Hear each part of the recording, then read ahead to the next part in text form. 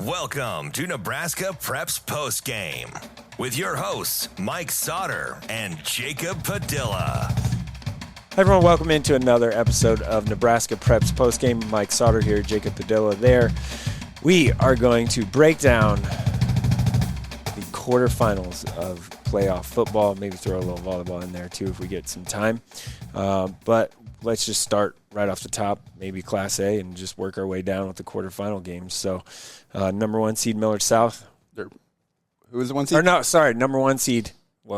Number one seed Omaha Westside handles business and advances to the semifinals. Yep, 35-7 over Kearney. Another 202 yards for Tate Jenkins. Only 18 carries, 3 touchdowns. Pretty standard day for Jenkins this season. Yeah, close to 2,000 yards. Yeah, rushing. Yes, yeah. He's in Class A. That's a lot.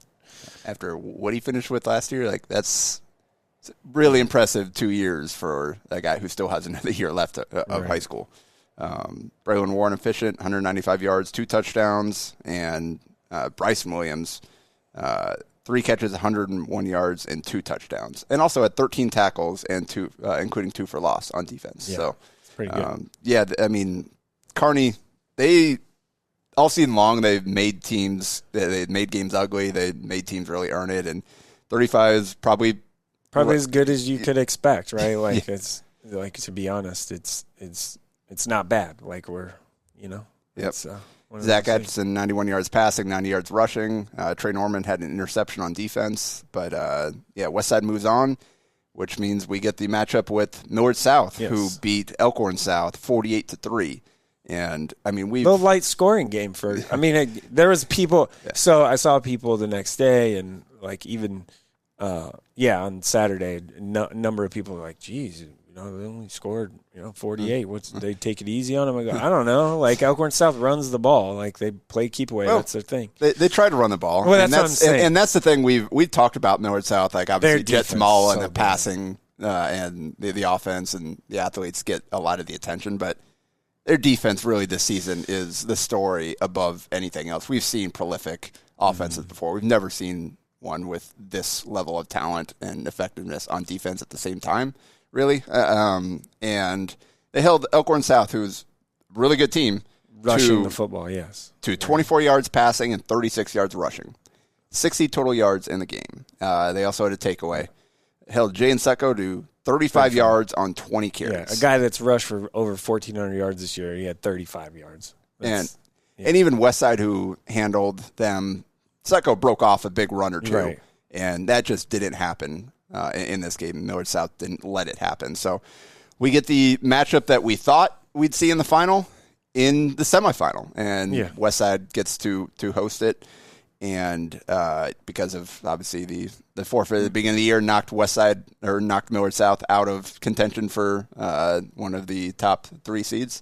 And so now we get this matchup. Millard South had 11.5 tackles for loss in the game, which kind of a light day below for their them. average. Yeah, I was going to say, kind of light day for 20, them. I think going into the game was like 20.9 tackles for loss a game. So they're 11.5 just in that game. That's pretty good. You got some stuff to run through for Jett Thomalla. Oh, yeah, Jett. So 319 yards and 3 touchdowns, no turnovers. His 319 yards gives him the 11-man in Class A passing record, breaking Zane Flores from Gretna's career passing record of 9,163 yards. Jett Thomalla is now at 9,513 career passing yards, so he has that record. He already broke the all-class passing touchdown record earlier this season, which used to be 111. Another kind of thing that I thought might be really hard to do, but his prolific passing numbers has done it. Jett's career yardage record, or career yardage, is 9,972, which passes Alec Dotoro from Papillion-La Vista, who had the Class A total offense, career passing and rushing record. So Jett now holds that record. Do I think he's going to pass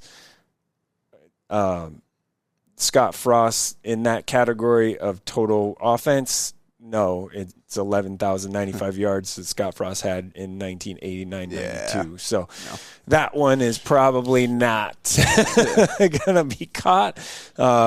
He'd have to, play, 2 more games and have 1,000 yards. So I don't think that's possibly going to happen. But Jett obviously now is the career passing yardage leader, passing Zane, and then the career total offense or rushing passing record holder, which is pretty phenomenal career. So even, if he didn't play another game, he would have those, and guess what? He's at least going to play one more game. So pretty special stuff. 1 to 2 more games left in his career, along with the rest of the seniors from Millard South. So, enjoy the show for those heading out to that semifinal. I have a feeling there's going to be quite a few people at that game.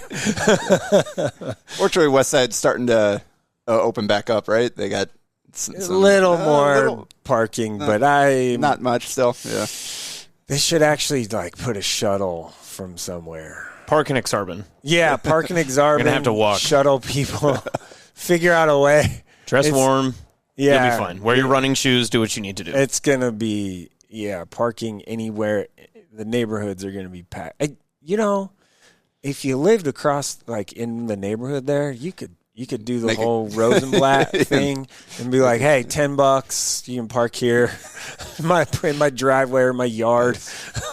You could make a little money doing that. It's going to be a nightmare as far as parking's concerned on that one. But consider showing up early if you're going there. But it should be fun. Going to be a lot of talent on that field. Yeah. So while we're on it, this I feel very good about saying this is the most talent that's from a high level standpoint, from a Division II or higher level standpoint on the field at one time in the state's history. I can't imagine any. I was thinking, maybe the Millard North teams or maybe the Creighton prep teams of the 80s had this much. I don't think so. The depth of talent wasn't there yet. It's some big names, but it's just from a Division I standpoint. Both quarterbacks, Power 5 4 quarterback, whatever. Power conference. Power quarterbacks. How often have we had that? Not ever. Very often, in the state semifinal.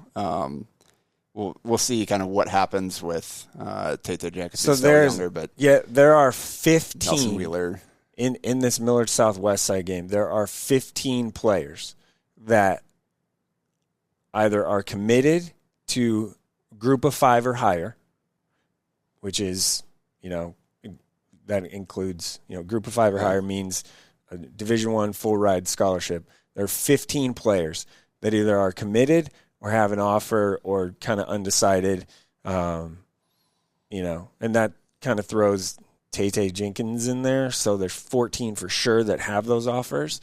And then there are, add on top of that, I guess that's Division I players, so there's 15. There are 9 Division II players, so we're over 20. The number's over 20 of Division II or higher players in this Millard South and Omaha Westside football game, semifinal football game on Friday night. That has never happened before. Yeah. How many players are on the field at one time in football, Mike? 22. 22? Yeah. That's, 24 that you hit just there? And that's just that doesn't count the young guys that have a chance to get there. Have a chance that potentially could be. I mean, this is just what we know of, committable offers or have committed somewhere. So Owen James, Northwest Missouri State, Antonio Harris, Augustana, Eli Johnson, Northwest, Reed McIntyre, Northwest Mo, Quentin Warren, Northwest Mo, MJ Wash, Pitt State, Tegan Urbon is uncommitted but has offers that have the FCS and D2 offers, so he's going to make a decision there. Braylon Warren's obviously undecided. Bryson Williams is going to Iowa State. Mo Purify he was committed, and then now he's undecided, but he has options. Even from a power conference standpoint, Amarion Jackson is injured and out, still but on that's Iowa State. Isaac Jensen, Millard South, Missouri. Solomon Baker is Fresno State. Justin Parrish is just a sophomore at Westside and has power conference offers, Kansas being one right now for Westside. Bryson Williams is Iowa State. Torres Rudd is North Dakota. Dayton Gaius is Army. Dallas Gaius is Fresno State. Jett Thomalla is Alabama. Carter Glabb's Army. Nelson Wheeler, Illinois. Landon Von Segren, Illinois. It's a lot of names you just real. Just saying, that's yeah. We've never seen it before. It's pretty cool, right? Yeah. Like it's something that, if people think Nebraska high school football is falling off, go to that game. Yeah. All right, let's move on to the other half of the bracket here. You were at this. This game. 3 seed Papillion-La Vista South, 36. 11 seed Millard North, 26. And that was a 15-14 game at halftime. Yeah. And then Papillion South kind of opened it up in the third quarter. What did you see? Yeah, Logan Arch was awesome. 25 carries for 281 yards and 4 touchdowns, plus seven tackles on defense, including 1 for loss. Yeah, fast guy, right? Like he was awesome. Broke a 47-yarder. That was like the game. That'll help, yeah. That was like the backbreaker, right, of the game. But he was great, and he's got some straight line speed. He's fast, like really fast. He's probably now their top 100-meter guy in track at Papillion South. So Millard North hung in there though. Like Zion Rush did a good job. I thought both quarterbacks played okay. It just was one of those things where, hey. I said it kind of all year about Papillion South. Their special teams is elite. Like, it is elite. They are roughly a 70% hit rate on going for two-point conversions. Yeah. That's incredible. And they went for it. They went for it and got it. Their first touchdown of the game. So it was 8-0, boom, right away. Now, Millard North is chasing that a little bit. They didn't really until later.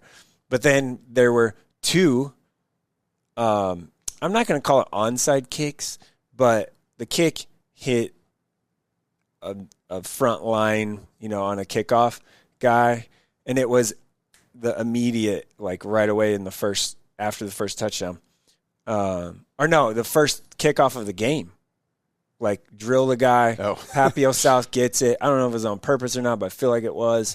And Papillion South just gets the ball. Bang, right away. So then they get the ball at half. So it's one of those situations where, that stinks. So you're for Millard South, it stinks. So that happened twice.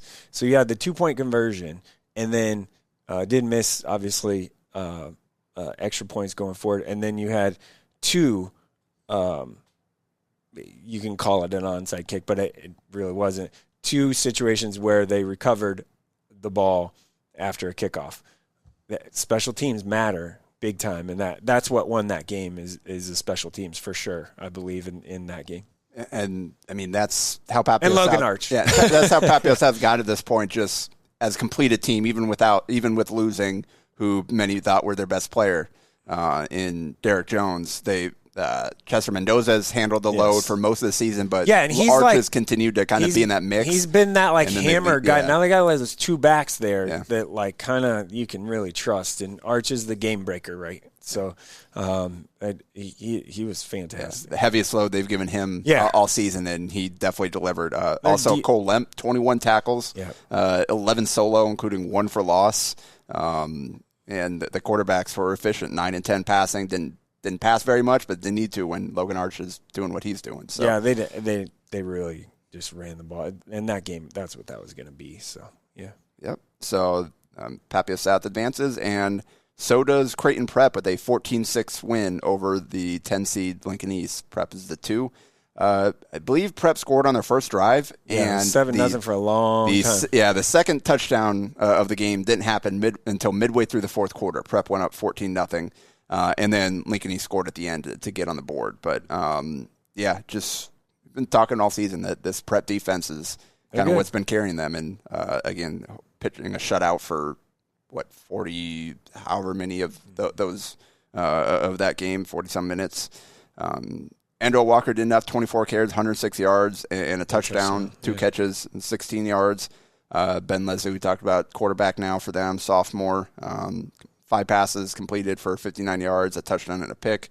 20-yard touchdown to Brody Austin there for that one. And they had 3 guys with double-digit tackles. Colin Corrigan had 18. Preston Woodward had 16 and a 40-yard interception return, and then Nico Cosmic had 14 as well. Yeah, assisted tackles are. Yeah, which is fine. They had 3.5 tackles for loss. That'll get the job done. Yeah. Lincoln East had 64 pass yards. And they did run the ball 4.7 a carry, but again, they didn't get in the end zone until the very end. So a little more bend but don't break in the run game, but certainly enough to advance. Yeah, you had 3. Prep had 3 sacks and 9 hurries in that game. Yeah. So for a team that Lincoln East throws around a little bit. So Woodward had the pick. So yeah, it's pretty good. So yeah, very good. So the semis are set. We've got the top 4 seeds. No seed line upsets at this point. We had the top 4. It's Westside versus Millard South and Prep versus Papio South. Kind of looking at the bracket though, like you were like, the 4 seeds could probably make it there. And that Prep Papio South game, we haven't spent any time on it, but I do think that it's a 50-50 shot.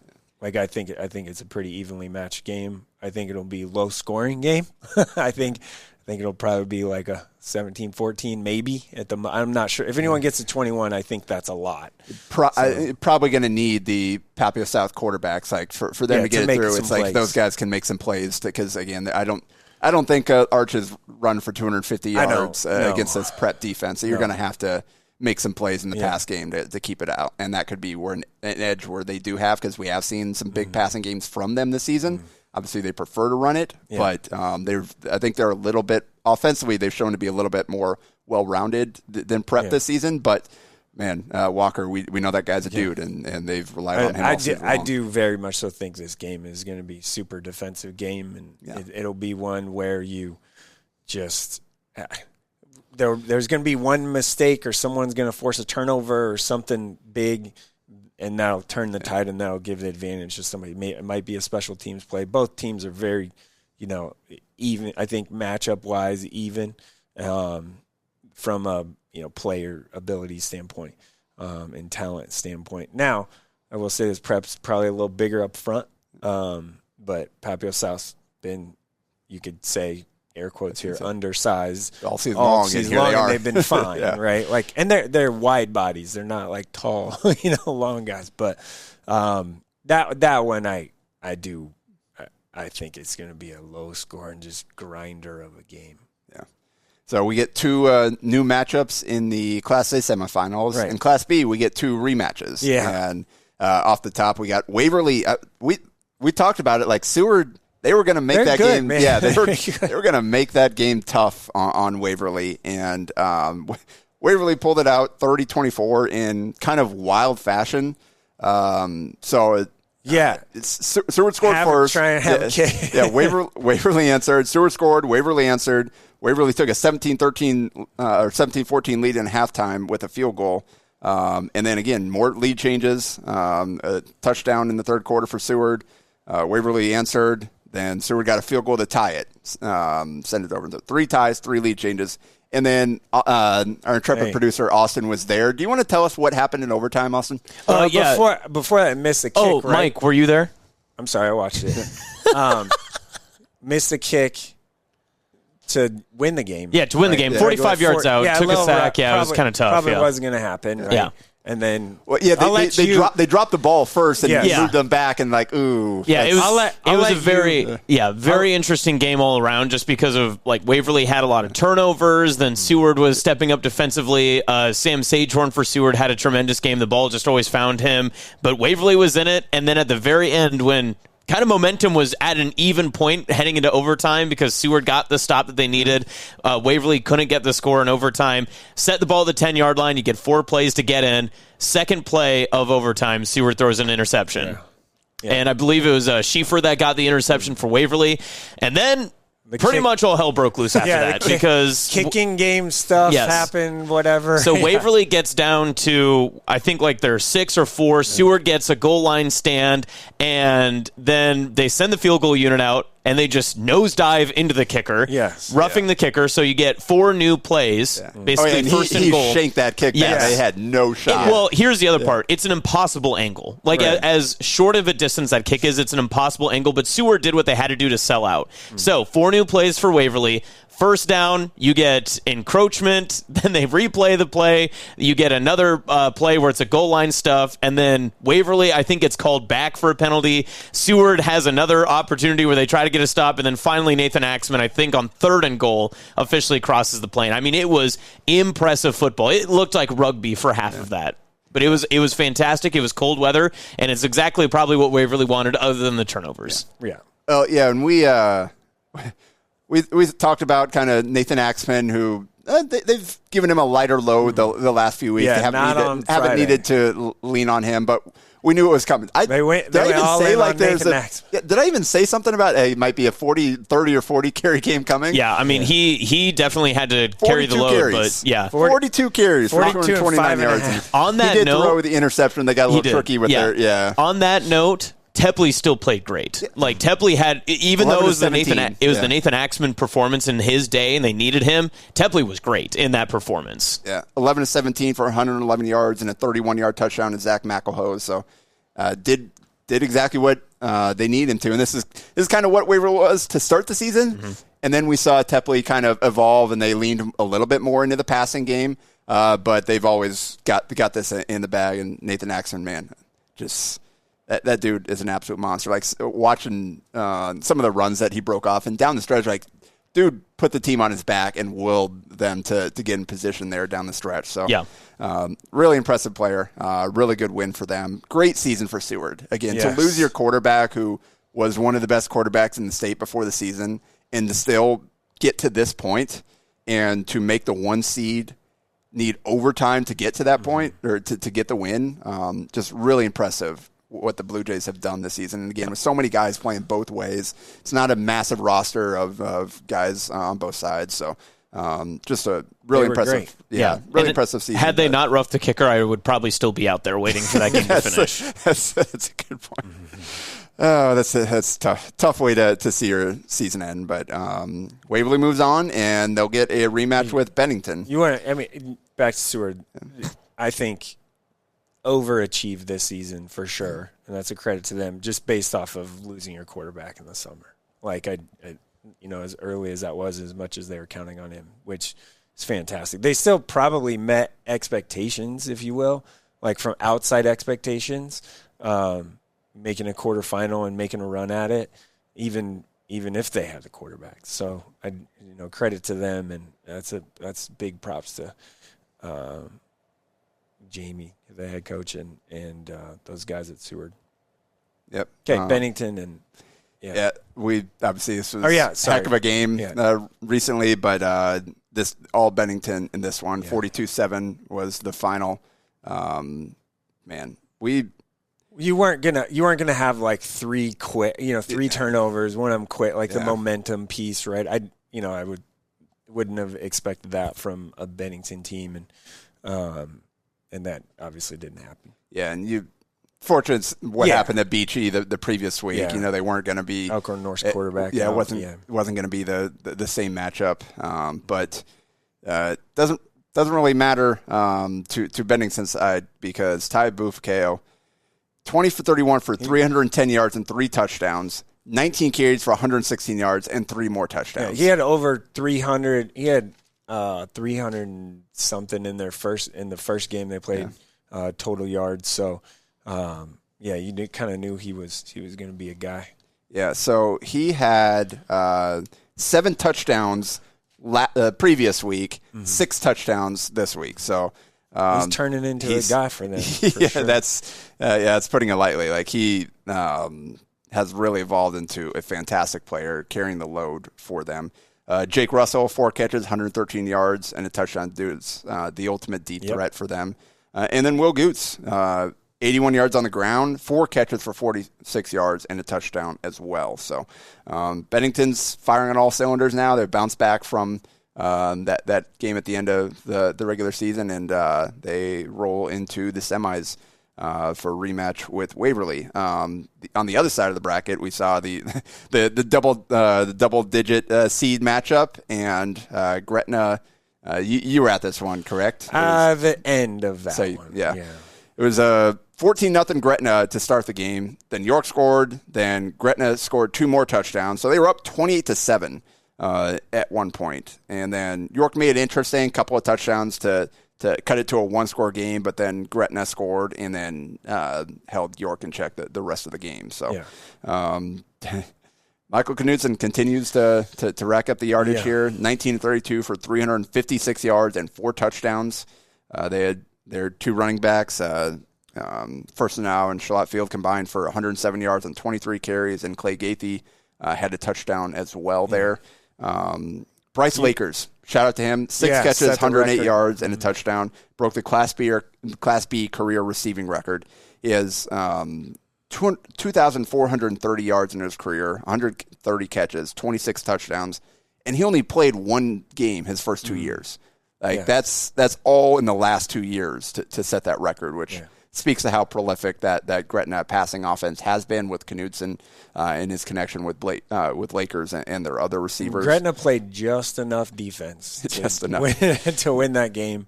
It was I actually left early fourth quarter because I wanted to get to Papillion South. But York, I mean, credit to them. They ran Dirks at quarterback a lot. And, 18 times for 77 yards and a touchdown. Also threw for 172 yards. And Colt Eimerman, 11 carries, 58 yards, 2 touchdowns, 3 catches. His second touchdown was a nice kind of it was a 4th and 3, I think, from like the 40. So and popped it for a touchdown. So 14 touches for 96 yards on offense and 15 tackles on defense. Their game plan was clearly, run the ball and have Dirks their quarterback. It was straight on QB sweep. I mean, like guys pulling and just getting out in front and him going. So, especially, he was in the shotgun doing that. So it's kind of interesting plays, but it worked a little bit. Yeah, but Gretna got it done there, and they will get an all-Gretna matchup in the semifinal. As Gretna East handled Skutt 42-21. Connor Sams, 24 carries, 213 yards, and 3 touchdowns. That one was over from the jump. Yeah, they jumped out on him early. Chase Crow, 9 of 15 for 89 yards, and 9 carries for 105 yards and 3 touchdowns. So he had a run. The kind of game, the game's over touchdown run. He faked me out so bad because I was trying to get video of it. I went with it was just it was a zone read and went with Sam's. I went with Sam's and I was like, whoa! Come back the other way. Faked me out bad for a 16-yard touchdown, but I got the kind of end of that. Yeah, you got the celebration. That's what's important, right? Yeah. We get Gretna versus Gretna East, a rematch from October 24th. That was a 35-28 Gretna East win. How's parking going to be there? Not great. Not great. Again, get there early, really early. Park at the Hy-Vee. Maybe. Well, that's actually quite a walk, but yeah. There's kind of a little secret. I can't. Well, okay. The church right there, that is right, basically shares a parking lot kind of south. Park at the church, right? Park at the church and just walk through you can do that. That church parking lot might be packed though too. So it's got to be weird, for these schools that share a stadium where Gretna East is technically the home team, but Gretna, it's right there. The school. Well, yeah. It's the same thing they do for Millard. Millard and Elkhorn games. It's just. You just change the dressing. In the regular season, they just rotate every year who the home team's going to be. So there are times where Millard South is the visiting team, same thing with Gretna. I believe when they played week 9, that was only 3 weeks ago. When they played, I think Gretna was the visitor this year. So if I remember from looking at it, so it'll be very interesting that game. I think. run versus pass. Yeah, and it was closer. It was pretty close the first one score game. Yeah, and Gretna had a shot. Like they were driving to tie the game, and I think it was like I want to say it was about the 35-yard line. I was watching it. Gretna's forced a turnover at the end there. Yeah, Gretna's forced a turnover. Knutson was running, QB run game, and I think things broke down. And he's capable of getting you some yardage on the ground. So, and the ball just got punched out, and Gretna's made a play and kind of sealed the game. But they were definitely in the game. So, one that could be pretty evenly matched. And I think both these Class B games, you could say, like... Yeah. Waverly Bennington, 21-19, but that was week 2? That was a long time ago. Both these teams have evolved. Both these teams have evolved significantly since then. So, this has a chance to be a really fun one. If you're using a week 2 game as, a measuring stick of who's, that was 21-19, you're not. Special teams ended up being a huge difference in that game, right? Because Bennington struggled early on. Yeah. You can't, in my opinion, you can't use kind of what happened in week 2 in a 2-point game as a. It gives you a good guide, like you watch a film and know that stuff, but things have changed so much. It'll be interesting to see who's evolved the most from that point early throughout the season, and now we get it's fun to see. It's kind of like a pre-test and a post-test, kind of see where they are at the end of the season and at the beginning of the season. And you have a pretty healthy Waverly team, right? Yeah. And Bennington decently healthy, right? So as far as stars go. Yeah. Up for their individual teams. So, all right, so that's Class B. Moving on to C1. Quickly, Wahoo 55-14 over Mount Michael. It's only 12 carries for Kit Brigham, 135 yards, 3 touchdowns. Jace Kaminsky, 12 of 13 for 242 yards, 2 touchdowns, plus 3 carries for 27 yards and 2 touchdowns. So decided to lead on the pass game for this one, I guess just because they can. Yeah. And Kaminsky made the most of his opportunities there. Eli Shada, 3 catches, 87 yards, 2 touchdowns, 6 tackles, and a sack on defense. Their defense. Big, strong kid. Probably mad they gave up 14 points. So Wahoo moves on to set up a rematch with Ashland-Greenwood, who handled Syracuse 56-16. Derek Tonjas, only 148 yards and 3 touchdowns, but Cale Smith, 15 carries, 194 yards and 4 touchdowns. It's interesting because, the week before it was a lot of passing game, and you think, for me, looking at Ashland, I just think, use all your guys on the outside. That's where you have the advantage. Yeah, we'll talk about that rematch in a second, but Will Jansen finished his career 24 carries, 139 yards, and 2 touchdowns. Did all he could, but just 93 yards combined for the rest of the team and 3 turnovers, and you can't turn the ball over with as prolific as that Ashland-Greenwood offense is. So a good season for Syracuse, but Ashland-Greenwood moves on, and on the other side we got Sidney 46-16 over Fort Calhoun. We want to talk about over from the jump. It was over from the jump. No, it was 39-0. 39-0. Yeah, it was pretty impressive. The first dropped the punt, Fort Calhoun dropped the punt on the first drive, they didn't go anywhere, and then boom, score, and then it was another just boom, quit. They just jumped on him. The altitude will get you. The altitude. Yeah. 3 touchdowns for Doty, 3 touchdowns for Dorsey. Kean Kaiser also had a rushing touchdown and 5 catches for 70 yards and 2 touchdowns, plus 5 tackles and a pick on defense. So he's good. Yeah. Both of them are good. His brother's good, too. I was watching a little bit last night, just kind of prepping my brain for some of these semifinal games and talk to some coaches and C1 guys and watching Sidney. Their defense is outstanding and lights out. And linebackers, specifically the 2 linebackers. And should be a fun matchup with Columbus Lakeview, 45-0 over Aurora, shutout in that one. We know they've been rolling all season long here. So all blowouts in C1. We get Wahoo versus Ashland-Greenwood. Again, rematch. That was 35-0, but that was way back the week 2 or week 3 was it?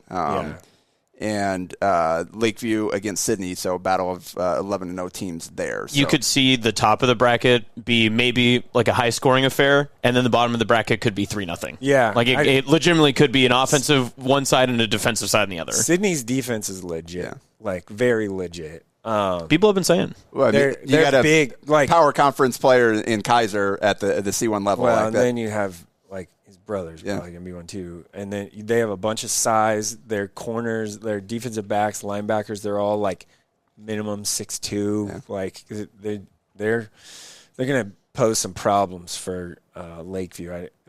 I guess I don't know how Lakeview probably needs to really rely on Brandon Deanna. Like run game. Passing it is going to be a little harder. And the one thing with Lakeview is they're he can really use his legs and they don't mind rolling him out and throwing it on the run and stuff. So that might be a little bit. Yeah. All right. Well, all blowouts in C1. Different story in C2. All one-score games here. Ord. We talked about Ord. Like they were playing. They were playing their best ball at the right time of the season. Nobody wanted to see them down the stretch. Hey, remember when we did the bracket show, Austin? It was very much so. Ord can make a run at this thing and make it to the final. Like that was. I believe Mike and I both said, "Watch out for Seward, watch out for Ord." So and I felt the same way, and I think I said something similar as well. So 27-21 final over Cedar Catholic, knocking off the 1 seed. And man, is anybody playing better than Jordan Williams down the stretch of the season? 7-12 for 205 yards, 2 touchdowns, 28 carries for 130 yards and a touchdown, plus 8 tackles on defense. Colton Thompson had caught 5 of those passes for 152 yards and a touchdown. And Ord moves on with. Williams has just been on an unreal tear down the stretch here, and his team that struggled a little bit early in the season, but over the back half they have figured it out and playing at a high level. Brady Hochstein had 26 carries, 165 yards, and 2 touchdowns for Cedar Catholic, but wasn't enough to move on. On the other side, we had GICC 31-14 over Archbishop Bergen. Grayson Sack 8-16 for 131 yards and a touchdown, and 15 carries for 112 yards and 2 more touchdowns.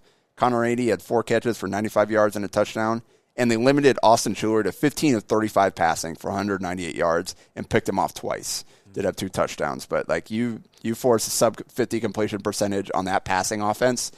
You've done a really good job defensively there, and that was enough to get the win there. The only one that's two score game here, and then the 3 seed Kearney Catholic needed overtime to beat Malcolm 23-20.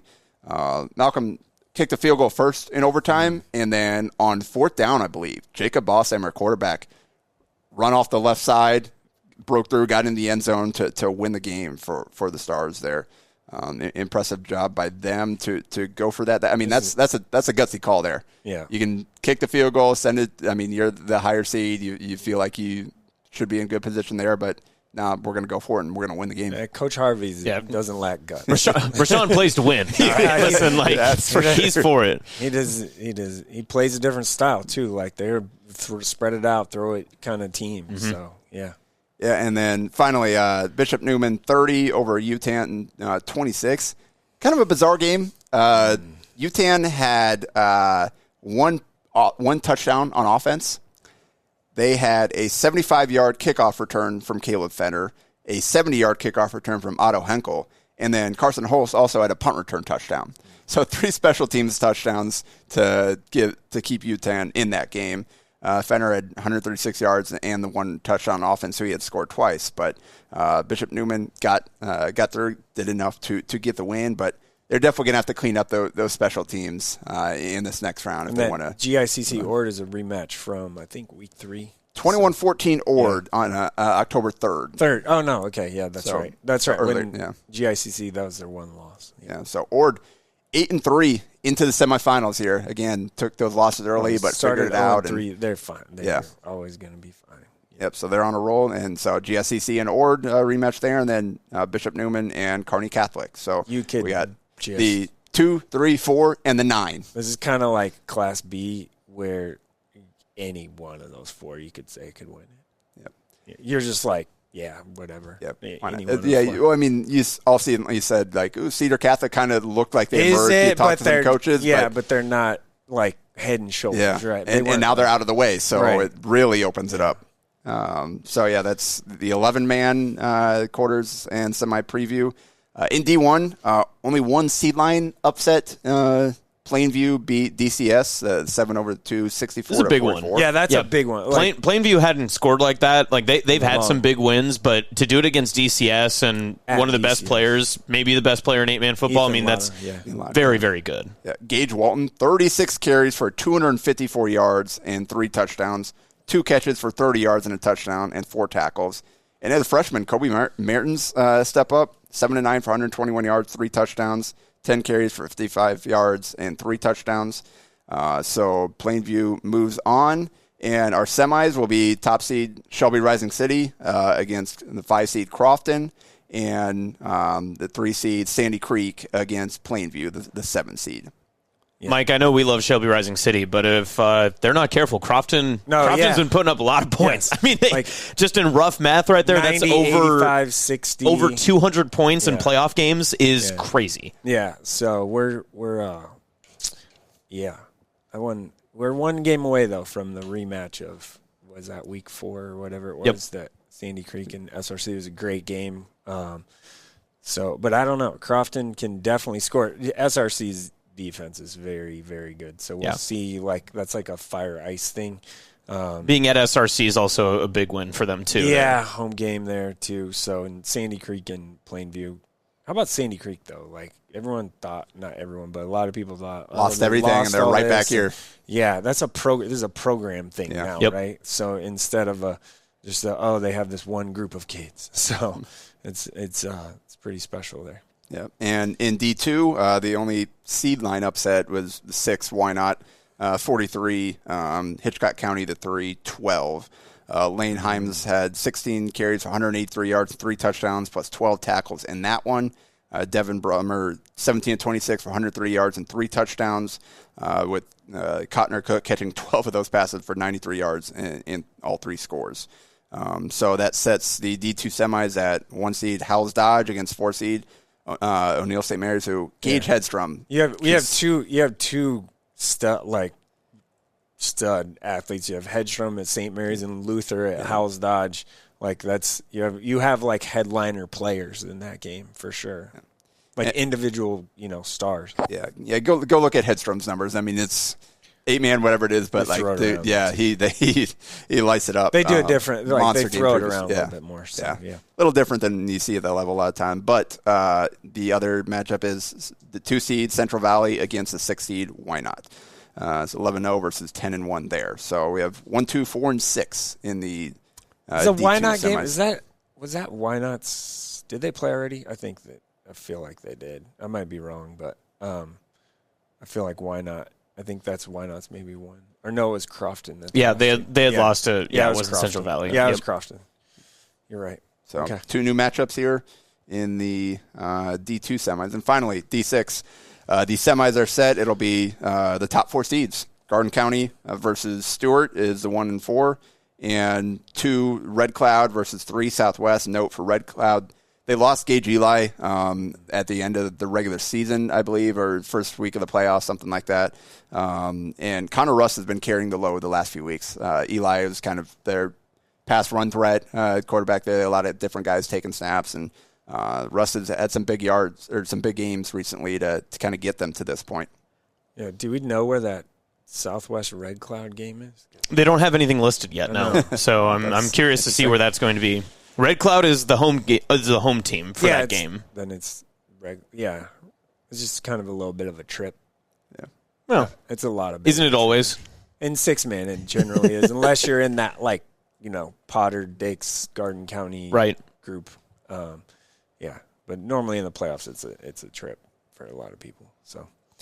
All right, that'll do it for go ahead. I was going to say, where are you going to be? Do you know yet? Yeah, I just figured it out. Feel real good about me being at Millard South and Westside on Friday. That just I have to be there. I would now. It would be great if the semi. I always have said this. If the semifinal day, somehow, some way, you'd have a game stagger, at 10-1. It'd be 10-1 for. Yeah, because I need to be at all four of those the B and Class A games, but also some of the. I know. Yeah, that's one of those things where in years past, there's been even not quite semifinals, but even quarterfinals has been like, okay, you can go to a 4 o'clock in Humphrey, and then you can make it back to Elkhorn for the 7, right? Like, so it's one of those like. It's just can only be in one place. So. Needed. We will have it covered. Yes. We have a plan. We already put the plan together for the semis. We're going to be at. Let me just say 1, 2, 3, 4, 5, 6, 7, 8 games. It's not bad. No, that's pretty darn good. Austin's going to be at 2, 1.5. So. I will be staying for the full Sidney Columbus Lakeview game. Unless if there's a scenario which isn't going to happen. Yeah. But if my pride somehow gets hurt in that game, maybe I pivot. Maybe. That's what I'm saying. That's what I said, 1.5. By the time you get to the other one, it'll be about halftime, and so it'll be fine. So that's why it's important to have those 5 o'clock games in there. Then people can get to other ones. Yeah. But we'll have that's pretty good. No one else can say that they're going to be at 8 semifinal games on one night, so it's pretty good. Mike, how much Sidney gear can I wear on Friday? None, because you are. No, joke's on you. I'm going to wear all of it. If you're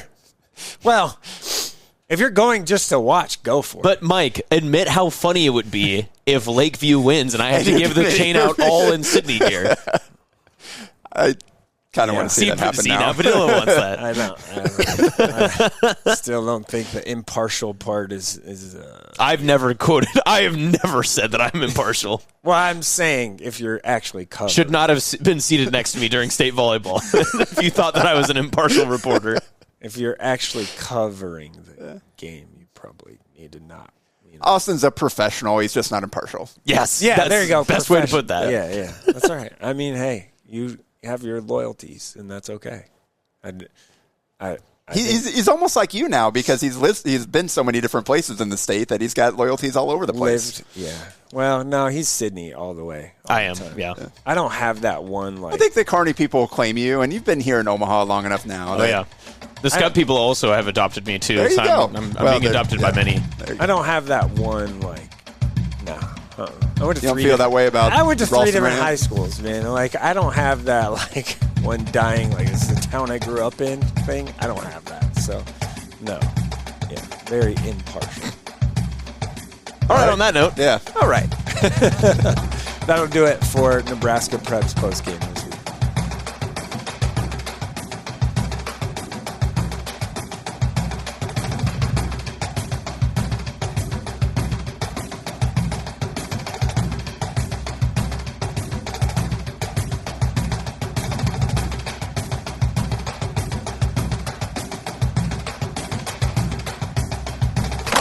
A Hurrdat Sports Network production.